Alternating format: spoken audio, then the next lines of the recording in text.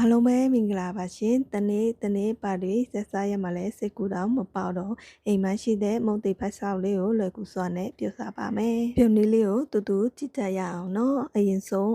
မုတ်ဖက်ချောက်ကိုရေစိမ့်ထားပေးပါမယ်။ပြီးလို့ရှိရင်အိုးတဲပါမယ်။စီအနှင်းငယ်ထဲပါစီပူလာလို့ရှိရင်ဖြတ်ထားတဲ့ကြက်သွန်နီနဲ့ကြက်သွန်ဖြူကိုစီတက်ပေးပါမယ်ရှင်။ကြက်သွန်နီစီတက်နေတဲ့ချိန်မှာနှနွေးမုံအနှင်းငယ်ထည့်ပေးပါမယ်ရှင်။ချက်လာတဲ့ကြက်သွန်နီအယောင်တင်းလာလို့ရှိရင်ကြက်ဥခောက်ထည့်ပေးပါမယ်ရှင်။တမအောင်မွေပြီးတော့ခဏထက်ချက်ပေးပါမယ်ရှင်။ဒီနည်းကတော့လွယ်ကူမြန်ဆန်ပြီးတော့အသားလူအရတာလည်းအရင်စားကောင်းပါတယ်ရှင်အခုဆိုကြက်ဥလည်းကြက်ပြီးလို့ရှိရင်ရေတန်းထည့်လိုက်ပါမယ်ရှင်အရတာအတွက်ကတော့ကြက်သားမုံငန်းငံပြရည်နဲ့ငုတ်ကောင်းမုံကိုထည့်လိုက်ပါတယ်ရှင်တမအောင်မွေပေးပါပြီးရင်အရတာမိကြည့်ပါမယ်ရှင်အရတာလည်းကောင်းပြီးလို့ရှိရင်ရေစိမ့်ထားတဲ့မုံဒီဖက်ကိုထည့်လိုက်ပါမယ်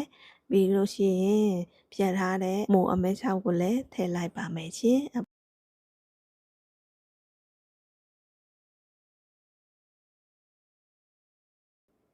3 မိနစ်လောက်အပေါအုပ်လာပြီးနောက်ခါဆက်လဲကြက်ပါပြီရှင်အခုလိုအမျိုးရှိရင်ခတ်ထုတ်ပေးပါမယ်ရှင်ပြီးလို့ရှိရင်မုံရင်းစိမ့်ကိုထည့်လိုက်ပါမယ်တမအောင်မွေပြီးတော့မီးပိတ်လို့ရပါပြီရှင်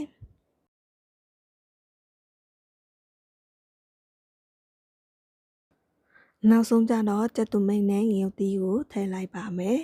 ချင်းလေးကြိုက်လို့ရှိရင်တံပြတ်တီးလေးညစ်ထည့်ရင်အရာလည်းကောင်းပါတယ်နော်